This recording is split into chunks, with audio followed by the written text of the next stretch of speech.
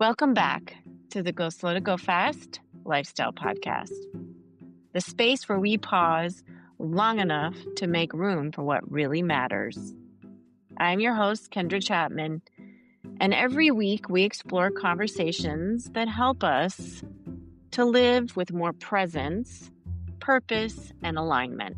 Today, I'm joined by the dyslexia professor, Russell Van Brocklin, an expert dedicated to helping families turn daily reading frustrations into confident academic wins. Dyslexia affects as many as 15 to 20% of learners, yet many parents are still told to wait and see.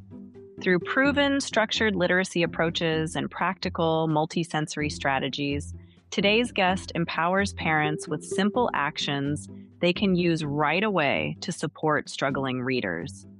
Get ready for an insightful conversation filled with actionable tools, hope, and encouragement for families navigating dyslexia. So let's get started. All right. So listeners out there, I am so excited to welcome Russell Van Brocklin to the show. And Russell, thank you for being here today. Thanks for having me. What makes your approach different from the usual methods out there? What made my approach original is because I have the worst case of dyslexia people have ever seen. And I created this to help myself overcome my own reading and writing issues. And I hear it all the time. People say, well, what do you mean you have the worst case people have ever seen?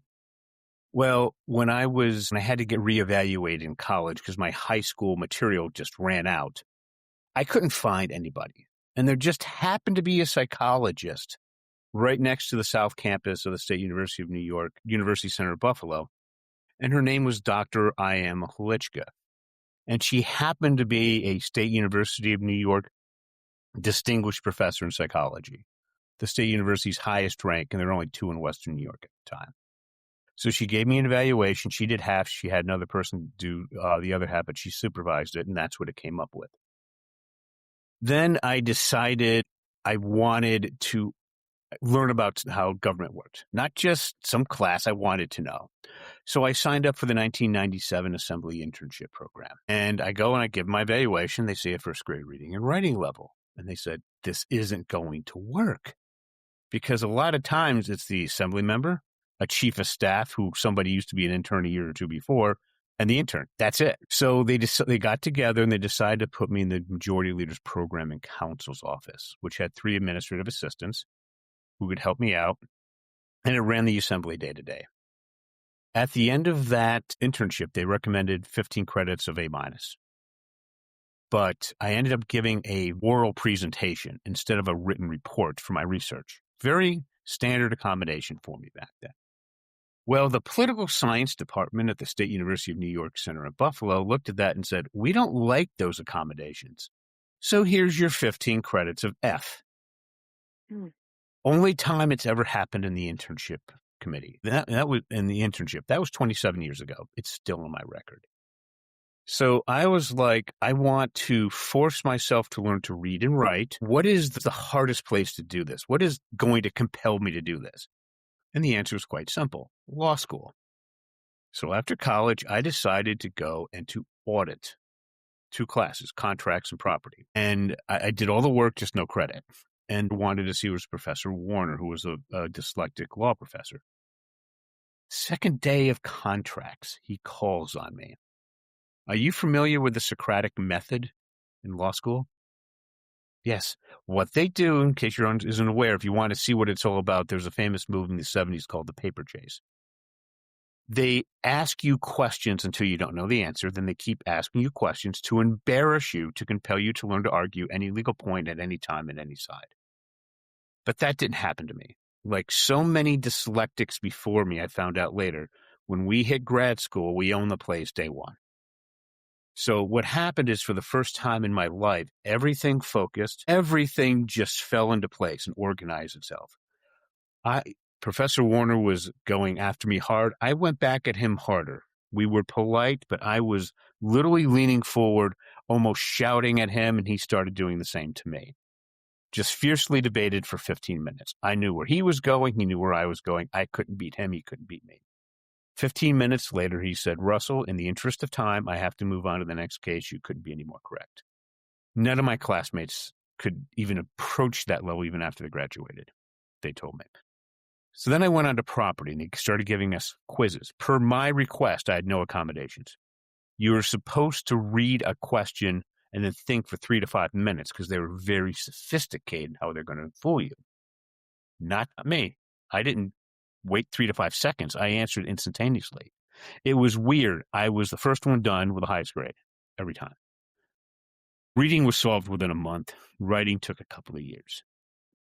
So then I wanted to go and show dyslexic students what I overcame.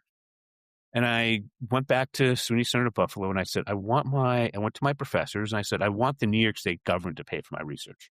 They said, can't be done. Absolutely can't be done. We can't do it. Well, after a long struggle, it took years, I got funded by the New York State Senate for a multi-year study at my old high school, Averill Park. And I wanted to see what we could do with the ideal.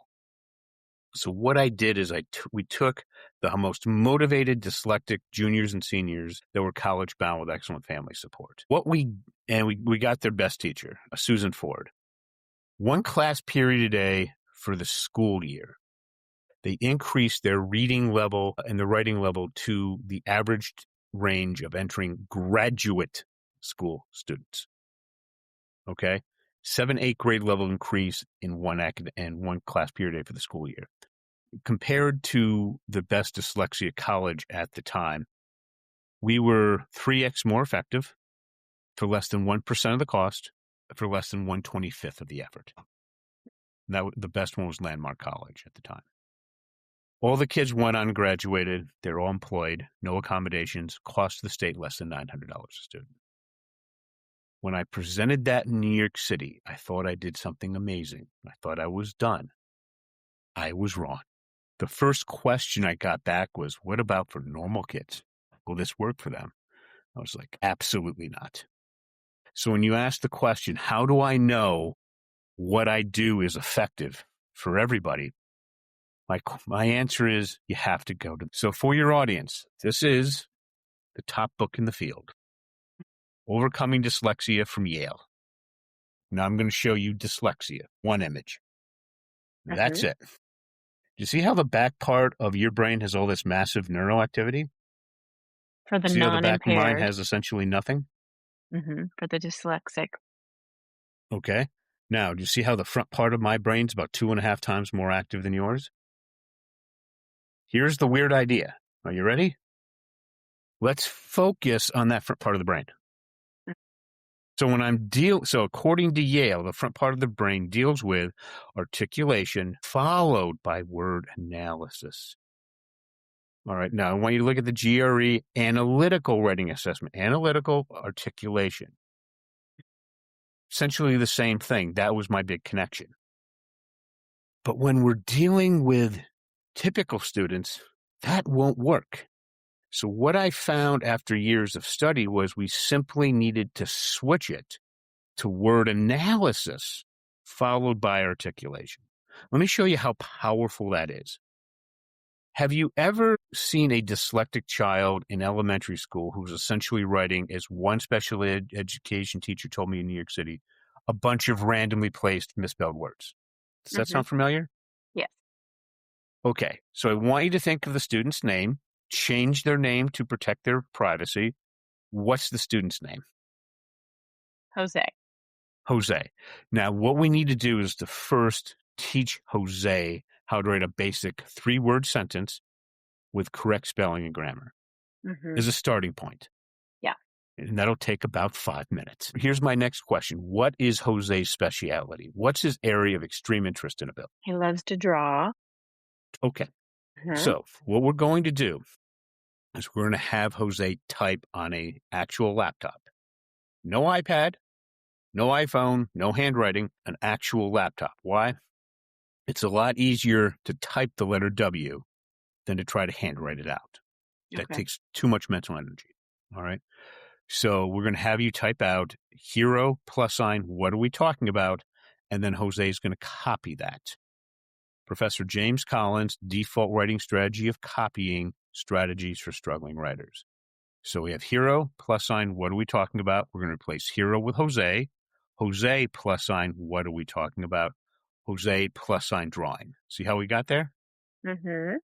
Yeah. Now, here's my question.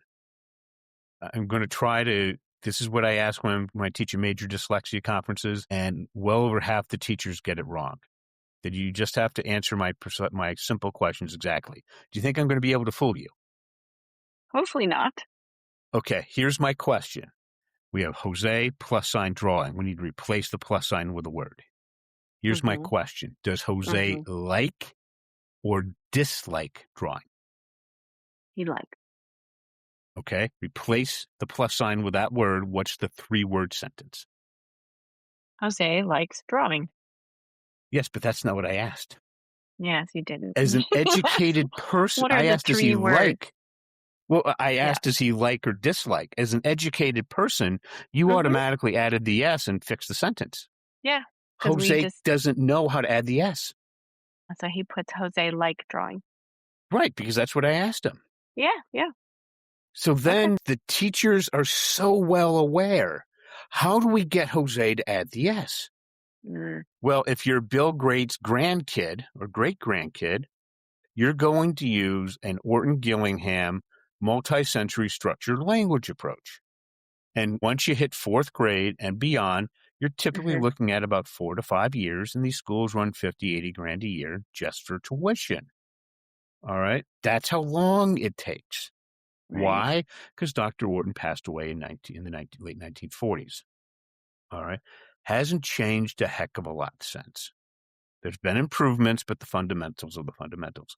Here's how we make this so much more efficient. My one caveat is I have to assume that Jose can speak proper English. All right? So what I would do is I'd ask Jose, what did you write out loud? Jose liked drawing. Then I would ask Jose, does that sound generally correct? And he's going to say no. And I'm going to say, fix it. Jose likes drawing. Now you're going to practice that with 10 likes and 10 dislikes. If you don't like the negative, you can do 20 likes, but you have to keep practicing it until he gets all of them perfectly. If at number 20, he makes a spelling mistake, start over. You want everything done perfectly before you move on to the next one. Now, here's the key thing. I'm going to go back again to science. Front part of the dyslexic brain is 2.5 times overactive. Word analysis followed by articulation. Like and dislike is a simple form of word analysis. Now we're going to go because, and after because, we're going to come up with reasons. That is a form of articulation. See how I'm lining the neuroscience? So, why does Jose like drawing? Give me a reason. Because he wants to be a comic book maker when he grows up. Okay, Jose likes drawing because he wants to be a comic book maker when he grows up. Now, when he types all that out, you're going to probably see a whole mess of misspelled words. Here's how we fix that. We tell Jose before he puts the period down, he can ask any question. But he can say, did I misspell comic book? And if you can say yes, then he just has to retype comic book if that's his only mistake. But what do these kids do? They drop the period. So now, if there's a spelling mistake or a major, and I mean major grammatical mistake, he has to retype the entire sentence. So he's going to start getting annoyed with himself because he has to keep retyping. Here's how you lessen the impact on that. You tell Jose you made a silly mistake or a silly error. Okay? Silly mistake or a silly error. And then somewhere between 3 and 13 times, he'll finally get it right. But what's going to happen, and this is how we correct the spelling, is he's going to keep making the same mistakes over and over again. And then he's going to start getting annoyed with himself, and he's going to start concentrating deeper and deeper. Sometime around 10 or 12, he's going to start saying, I'm not going to make that mistake. I'm not going to make that mistake. And he keeps making it until he doesn't. And he's going to be concentrating so hard at that point, it's like a chess master in a world chess championship. Sometimes they can lose pounds of weight just playing a long game of chess. That's the level of concentration he's going to have. And that's where the magic happens. Okay. So you're going to then do reason 1 20 times, 10 likes, 10 dislikes until it's done perfectly. Then you're going to move on to reason 1 and reason 2. I say it's connected by the 2 glue word ends. And then reason 1, reason 2, and reason 3. Okay? Here's what's different about this approach compared to anything else you've tried. The older the student is, the quicker they will pick it up. This is the exact opposite of Orton-Gillingham. Because Orton-Gillingham, you have to go back and relearn everything you're supposed to learn beforehand, plus everything you're supposed to be learning now. And that's why it just takes forever. This is the exact opposite. So for 5th graders, you might be looking at a couple of weeks. For 2nd graders, you could be looking at a couple of months. But what happens when you go through this? What happens is I've now just shown you how to take this kid, the writing level from kindergarten, beginning 1st grade level, to end of 2nd, beginning 3rd grade. And the reading improves as well, because if you can write it, you can read it. All right. Now, at this point, typically what I hear from parents and teachers is, my kid won't do the work. And my response is, exactly, because that's step 3 of the model. The first step is we have to focus on the kid's speciality. Okay. Now I'm going to move on to a different example, just to show you the amount of work that these kids are willing to put into. This is my most popular book when I'm teaching privately. Disney's biography, all 1,000 pages of it. This is literally 11th or 12th grade level material. Have you ever been to Disney World? Okay. Remember when you walked into the Magic Kingdom? It's Main Street, USA? Yeah. Did you feel the Disney magic? Yeah. As soon as you walk in, you feel it. You can hear things, you see things, you smell things. It's amazing. It's based on 2 universal themes. First one is really easy to find. When you walk in to Main Street, USA, that's essentially Marceline, Missouri, where Walt was between age 5 and age 10. He spent his entire life trying to recreate that experience. The second universal theme is far more powerful and far harder to find. So what I would do is I would start students off at Marceline, Missouri on that section. It's about 3,500 words. And notice that I do this typically with a lot of times with 10-year-olds. So you're now about to see how much effort they're willing to pull it in. Why are they willing to do this? They really want to understand the Disney magic, really understand it. So I'll have them go through that section. I will have them listen to their audiobook while following along with their finger with their real book, trying to answer a specific question. What does Walt like? What does he dislike? What does he want to do? And when they come across a word that they don't know the definition of, which is all the time, they will then go type out the word, go to Merriam-Webster's online dictionary, and then type out the definition that they chose. Now, how many times do you need to type out a word and its definition until you know it permanently? Well, I'm not the best speller in the world, but probably at least, I would say 20 times for me on certain words. Right. Dyslexic might be more or less, it might be 30. I don't know what the number is. But at some point, they're going to know the word. Okay, and by know it, I mean know it so well that when it's years later and they're in high school and they're studying for their ACT or the SAT, the verbal section is simply a vocabulary test. They remember 70 and 80% of the definition. Those word lists that their classmates have to spend endless hours trying to memorize hundreds of words, they don't, because they learned it in 5th or 6th grade. That's what shocks parents about that. So you do this over a couple of months, 3 to 6 months, and you're going to start seeing them develop a vocabulary of dozens of evolved words, then hundreds of evolved words. This is how you have the huge jump up in their reading level. All right? So we'll have them go through that. 2 years later, in this one example, the young girl I was working with at 10 is now 12, and her mom has a master's degree.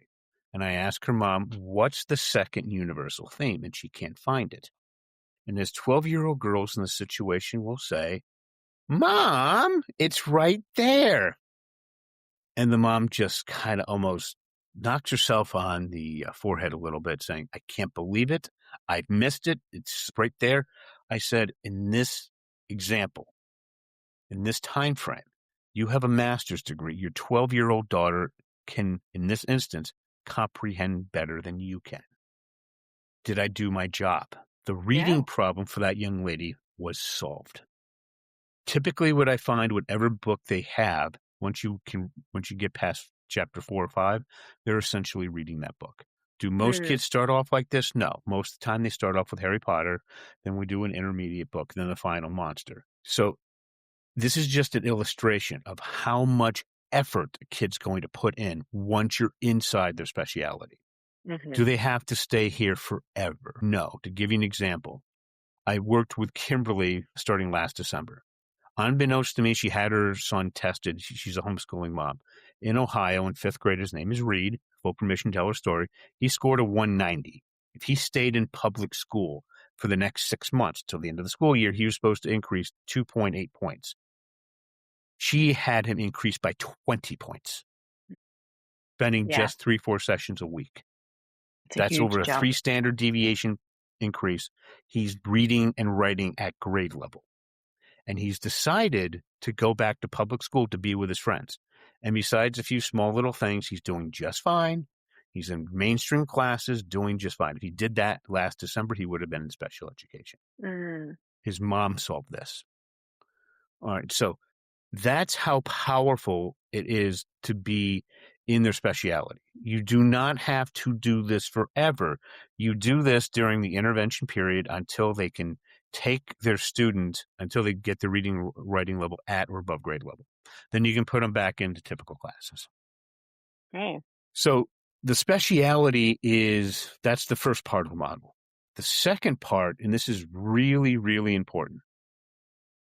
I want you to imagine you're in high school and you give a special ed student and a gen ed student, you say, you ask the question, what effect did Martin Luther King's famous I Have a Dream speech have on the 1960s civil rights movement? Well, what's going to happen is the gen ed student just going to know what to do and run with it. For a dyslexic, that's like trying to grab fog. Nothing there. Yeah. So if you ask a dyslexic student or ADD or ADHD student this, in your speciality, do you have ideas flying around your head at light speed, but with little to no organization? Again, this is so important. In your speciality, do you have ideas flying around your head at light speed, but with little to no organization? They're going to say yes. I'm wondering how you had any idea that was the case. And what you're going to say is what we have to do to help you overcome your reading and writing problems is to force your brain to organize itself by using writing as a measurable output. So again, it's to force the brain to organize itself by using writing as a measurable output. See how you're doing just with your writing. Once you do that, we will ask a question instead, what personally compelled Martin Luther King to want to give his famous I Have a Dream speech? And then the student just goes to the biography of Martin Luther King, finds the answer, and then that answer leads to another question, which you answer, which leads to another question, which is forcing the dyslexic brain to think in a linear step-by-step manner. And with that, spelling, grammar, a lot of other things self-correct. So the model is very simple. The kid's speciality, teach from the specific to the general, word analysis followed by articulation. Russell, you seem to having a dyslexic mind yourself.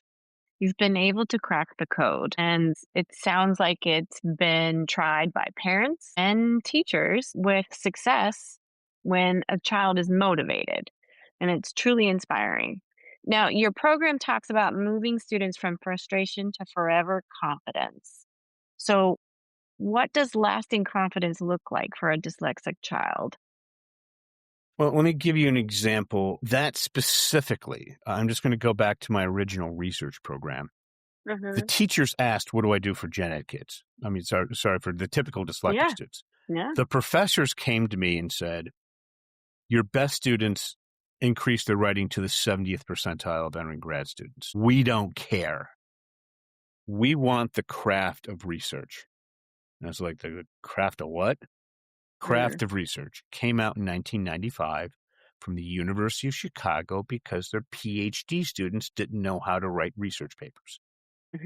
And I'm like, you want me to take PhD level stuff and drop it to high school? They said yes.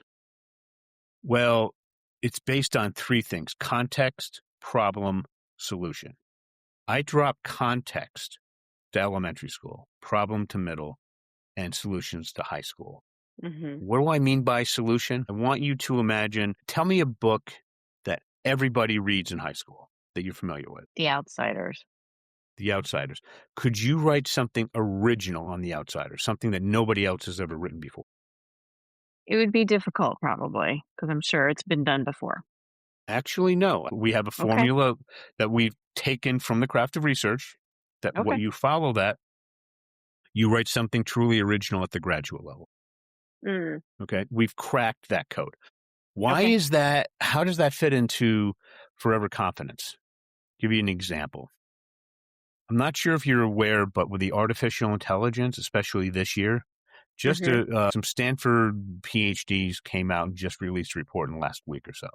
13% of entry-level jobs are going away because of artificial intelligence. And it's just going to get worse. Yeah. So to give you an example, last year, I had one of my former students contact me. He hated AI, couldn't stand it, but his boss loved it.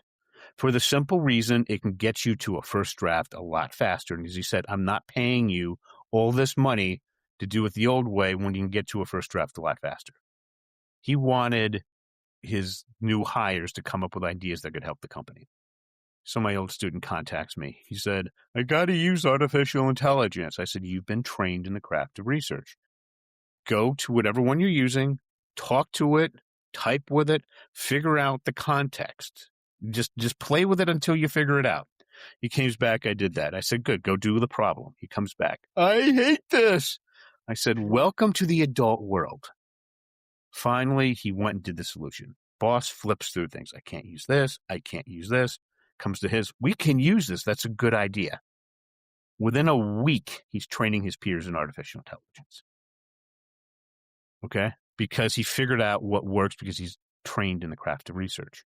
Doesn't matter what model it is. Doesn't matter. You don't have to reprompt engineer every time you come up with a new model. I showed him how to prompt engineer his head. And this came out in 95.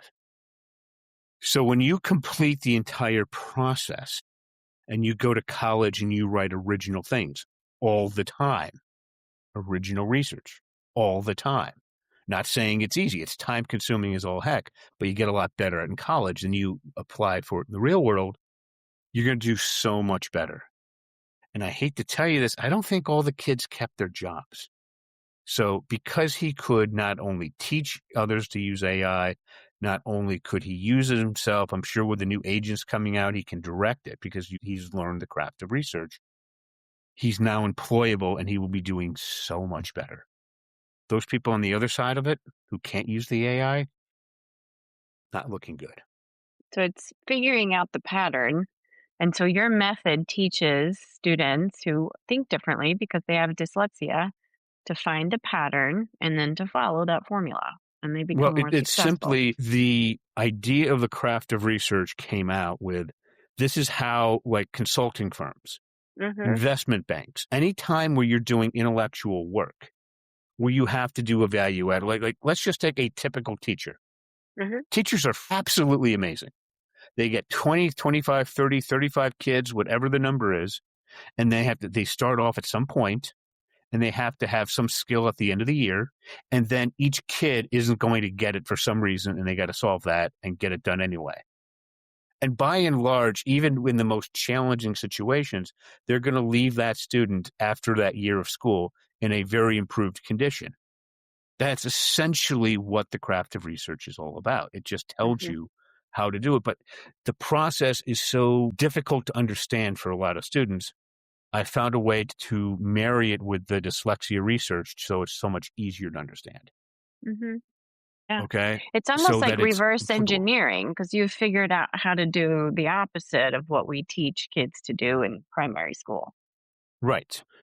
That understanding is to understand, because as a business owner myself, I can tell you that I don't feel a need to use When ChatGPT came out with its pro subscription for $200 a month last December, I bought it that day.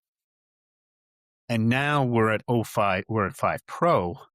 This is 2025 that we're recording this. I can tell you that there's so much material that I just go and have it do. Like, for example, I'm getting ready to do a TED Talk. So I had it do a deep research analysis on how to do a TED Talk at places that I'm looking at. And it produced a 26,000 word report in a matter of, it took me about 20 minutes to prompt it, about another 30 minutes for it to write it up. That would have taken an undergrad, new graduate, a week to do. Okay. So that, what I'm noticing now, like when I go out to eat, there's certain places I go, I like talking to the college kids, and they're still there because they graduated from really good schools with tough degrees. I'm talking science, engineering, computer science, really hard degrees, mathematics. Yeah. Yeah. And they can't get a job. They're still waiting tables and bartending. Right. Because they literally can't get the job. Yeah. Because a lot is Salesforce, for example. 30-40% of the work there, is one anecdotal report said, is done by AI. They were going to hire 3,000-4,000 new college graduates, and they found out we don't need it because the current workforce is 30% more productive. And it's just going to accelerate. So that's what I'm just trying to see why, if we solved literacy with dyslexia, the way that teachers want it done, we would end up with literate unemployed. So we need to show them how to do the craft of research the whole way so that they can go out and be able to go and get a job. And be solution oriented. Yes, because it's teachers, that's what they do every day. They walk in, they solve things. They don't really know that they're applying the craft of research, but every day with every student, that's what they're doing. Mm-hmm. This is just a formalized way of writing it up, and I've made it so I can teach it to, a 9-year-old. Right. Or parents can teach it to a 9-year-old. Yeah. And you're showing parents how to do this and teachers so they can try it at home, and you're having a lot of success with this. I mean, it sounds like your program is getting ready to blow up. You're going to be on TEDx. You're going to have a TED Talk soon. And you said a book is coming out as well, or it already is out. Well, as far as TED, I'm learning to apply for it. It's a long road to get to a TED Talk. But the book is about Kimberly's journey from her son reading and writing somewhere in the second grade level to being literally, and I want to give you the exact data, 211 was grade level. He scored a 210. 20-point increase, not a 2.8%, 2.8 point increase, which was expected. And it's Kimberly's hopes, dreams, and fears as she went through the process. And I'm also working with Evelyn Whitebay, who was on the New York State Dyslexia Task Force as one of the few teachers. Why was she on it? When she worked, she was 3 to 4x more successful than the typical special ed teacher. All right. And what she's going to do is, after we discuss what Kimberly did, as we break down the process, she's going to come and say, as an educator and teacher, this is what you should do. And I just got the first draft done, and now I handed it off to Evelyn, and she's working on her sections of it. So it'll be a few more months before it's out. But when it's out, our hope is that parents can just pick up the book and start working with their child and just solving this. It's very inspiring for so many parents out there and teachers. It's going to be so helpful for so many kids. I can just, again, go back. Here's the science. All right. It's literally right there. Now, here's something that'll blow your mind. Do you think that dyslexia is a reading problem? I mean, my educator mind sees it as a processing problem. Okay. What if I told you that dyslexics are actually better readers than non-dyslexics once properly trained? Would that kind of shock you? Well, after having the conversation with you, no. But if I hadn't spoken to you or talked to you at all, then yes. Well, I'm going to now put my money where my mouth is. Okay. This is a book called Post-War Japan is History. Now, I'm just pretty sure that most of your audience could care less about post-war Japanese history. I am using this as an illustration because when I was studying in Japan, I thought that this first article in this book was a joke. It was the easiest thing I ever read in my life. This is used for grad students at Harvard. Nobody else in my class could get past the first paragraph. And I was like, what? It was written by Professor Dower from MIT, who won the Pulitzer and the National Book Award. All right. And this is what fundamentally changed my understanding of how we teach reading. Are you ready to go through a few sentences? All right. Here's the big goal. I need you to tell me what the sentence means at a basic level. That's it. Okay. All right. Think you'll be able to do it? I hope so. Okay. So I'm just going to go. So just so everybody knows, it's chapter 1, Peace and Democracy in Two Systems, External Policy and Internal Conflict. Again, a dyslexic found this really easy to read. None of the other college students could get past the first paragraph. Okay. So here's the first sentence. Just tell me what this means generally. Ever since Japan's seclusion was ruptured by the Western nations in 1853, domestic and international politics have been interwoven for the Japanese. What does that mean? Yeah. I mean, Japan was such a secluded society, didn't have influence from any other country. And then when the United States came in and war happened, they've been changed ever since. Okay, good. Was that difficult for you? No. Okay, let's try the next sentence. Slogans used to mobilize succeeding generations convey this interconnection. Slogans? Well, I see that as just ways to, influence whoever they're trying, like influential branding, whatever that looks like for the government to get that information out. Okay, good. You got it. Now, here's the last sentence. Well, it's governmental change going from traditional, the way they've done things for centuries, to more democracy eventually. Okay. Just changes in government. Explain to me how a student at UCLA with a 3.5 GPA can't do that as a junior. Well, I mean, I think it's a matter of not being able to think and explain things either through writing or speaking. Do you see how dense that material was? Yeah. And it only gets denser for the rest of the paragraph. Mm-hmm. So what happens is those students go off the rails. Mm-hmm. It literally turns them dyslexic. Yeah. Okay. Yeah, because they become frustrated. They become immensely frustrated. And that was the entire class. So here's what I'm trying to get parents to understand. I finish working with dyslexics, showing them how to read that essay. Okay. I go to Harvard, half the kids can't read that. The other half thinks it's no big deal. So what's going on this is my theory on what's going on. This is how powerful this is. Again, I'm going back to the research. You see, I want you to imagine your brain is like the massive overactivity of mine combined with the massive overactivity in the back. I call it a full brain. That's you. I will literally give that to hiring managers, to people who have to have master's degrees. And I say, if they can't tell you what's going on in that essay, don't hire them. If they can, hire them. And what they found is some hired both of them. And they said, without exception, the ones that could read that and thought it was nothing turned out to be brilliant employees. They could figure things out. The ones that couldn't, we can't use because we're in a very evolved problem-solving business. I'm talking CPAs, I'm talking lawyers, I'm talking advanced things. All right. So the key thing to understand, why am I spending so much time on this, is that reading is not the core issue of dyslexia. It's a symptom. Like a stuffy nose from a cold is a symptom. These other educational programs are addressing the symptom, like cold medicine. It masks the symptoms for a few hours. Mm-hmm. A cold is really a problem in your chest. I'm going right to what the issue is. It's not dealing with a speciality. It's not teaching from the general to the specific. It's teaching from the specific to the general. And it's word analysis followed by articulation. You do that over time, I can show them how to read that material. Okay. And where with a lot of like I have literally had older brothers and sisters of my students who are literally fighting to become valedictorians or valedictorians.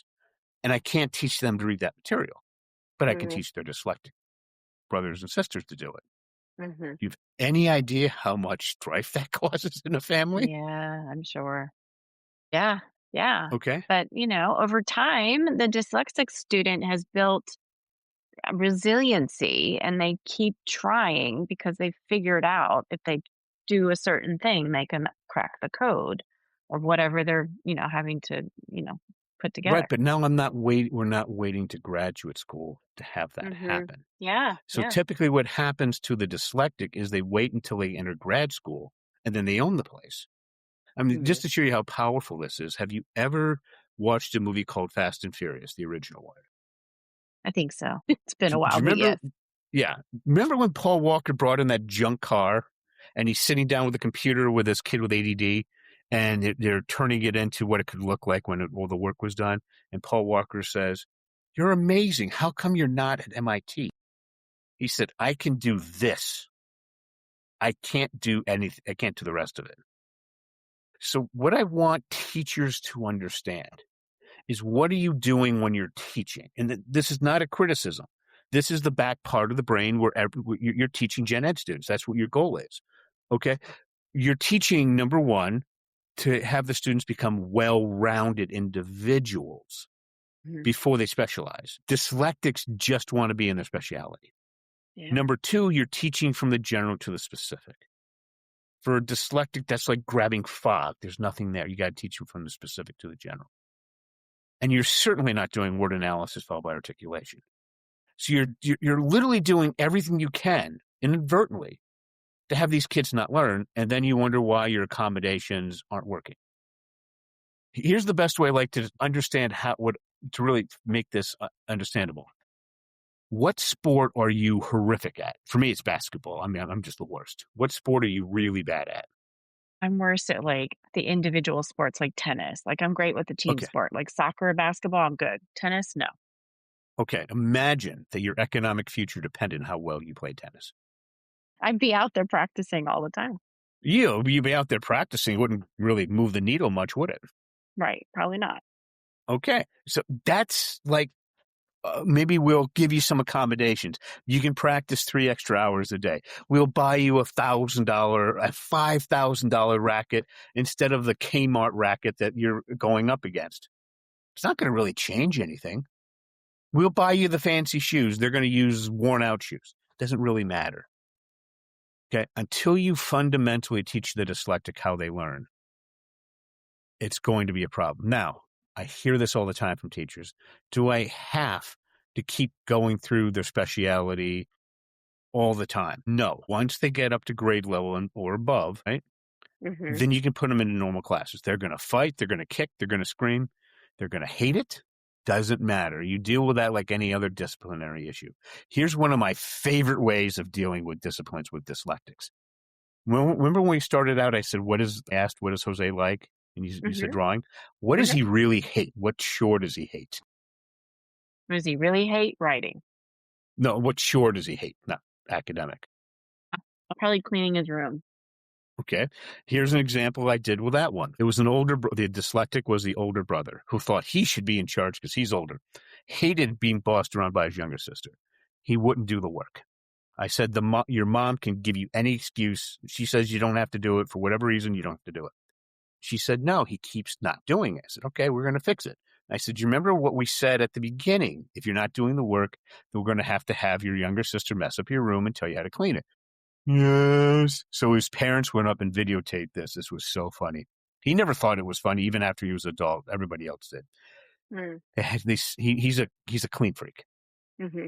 So his little sister goes in and messes up his room under her parents' direction. Then she tells him how to clean it. Then he's all huffy. Then the parents say, I don't think he's gotten the message. Do it again. So she really messes it up this time and tells him how to fix it. He is huffing and puffing and not happy. He never had a problem again. Another kid hated putting away clothes. So what do? He wouldn't do the work. We had him put away the clothes. Do the work. Never had a problem again. I mean, it's unconventional, but it makes a point, and the kids Well, when you figure it find out. out what they really dislike, Yeah, I don't use yeah. the word dislike. I use loathe. Okay? That's how you get them to do the work. But that's basically the process. Yeah. And, your method does support having that parent involvement. You absolutely need the parent-teacher involvement because let's be practical about this. A lot of this work the student can do on their own. I tell teachers to assign it like math homework. Once the kid gets used to doing it, they can do most of this on their own. To give you an example, my most extreme example, this was her book, Casey's book, Rise of Theodore Roosevelt, 10th grade level, the first year college, depending who you ask. I'm going to call it 10th grade level. She was 10 years old at the end of 5th grade, reading at the 2nd grade level. She turned 11 over the summer. Okay? 6 months later, she's in 6th grade. She's with that massive book. Everybody else is reading Harry Potter or Twilight or whatever. And they come over and in silent reading, they take her book. And they said, "What's this?" So she said, "It's an outside reading program." None of them could get past the first paragraph. None of them. She knew every word. You could flip to any page in the book, point to a word, and she would tell you the dictionary definition. This normally takes at least 1 year, normally two, to go through this level. She did it in 6 months on her own. I spoke with her 15 minutes a week. School calls her mom. They ask her, "I thought your daughter had a severe reading problem. She's the best reader in the class by far. What happened?" Her mom calls me. I said, "What do you think she's been doing in her room for 3 hours a night, 6, 7 days a week, all day during the summer?" That process that I gave you with how to do reading, I made a modified version of it, and she went through the entire book. It took her 6 months. I finished working with Casey when she was finishing up 8th grade. Mm-hmm. She was ready for college at the end of 8th grade. She's now in college, doing really well. And the last I heard from her, she said she's getting her first big girl job. Oh, that's great. Okay. Yes. And that was her doing this all on her own. I worked with her an hour a week. How was that possible? It was the most motivated kid I've ever worked with. I never saw it before. I will never see it again. Not that fast. But when people say you can't solve reading, how did a 10-year-old do it? Essentially on her own. Do you want to talk about motivation? That's motivated. That is motivating. And teachers, I hear this all the time. "I don't like something about your program." For teachers, only for teachers, you don't like something. I hear that all the time. Change it to meet your teaching style and the kids you're working with. When I teach this in New York City and New Jersey for the past decade, I would literally have 2 teachers in the same school district with the same general population teaching it in ways I can't even recognize. And they got the same results. Parents, you got to follow along what I tell you because teachers have 4 or 6 years of education and long years of work experience. They can make the adjustments. This conversation has been inspiring, and I appreciate you sharing your insights with us today. I know your work is important, and I know the listeners will find it incredibly valuable, and our viewers in YouTube seeing the examples that you've put up visually for us. So parents want to contact me, the best thing to do is just go to dyslexiaclasses.com. That's plural with an S, dyslexiaclasses.com. Download the free report. It's the 3 reasons your child's having trouble in school due to dyslexia and how to get past it. And just fill out the brief, a few questions, and set up a 30-minute appointment with me. And I'll talk to you and your child directly and, show them how they can overcome these issues as well. And it's very simple. Great. And I'll make sure all that's in the show notes in case you're driving. So don't worry. We'll get all that to you. You'll be able to get in touch with Russell to find out more. Okay. Thank you so much. Thanks for having me. So that's it for today's episode of Go Slow to Go Fast. If there's one takeaway from today's conversation, it's that families don't have to wait and see. There are effective, evidence-based strategies that can help struggling readers thrive right now. Whether you're a parent, educator, or caregiver, we hope you leave feeling more confident to support the learners in your life. Thank you for joining us on the Go Slow to Go Fast podcast. If you enjoyed this episode, be sure to subscribe, leave a review, and share it with someone who could benefit from this conversation. As always, the light in me honors the light in you. And as you head into the rest of your week, let your light shine through. And remember, go slow to go fast, and thanks for listening.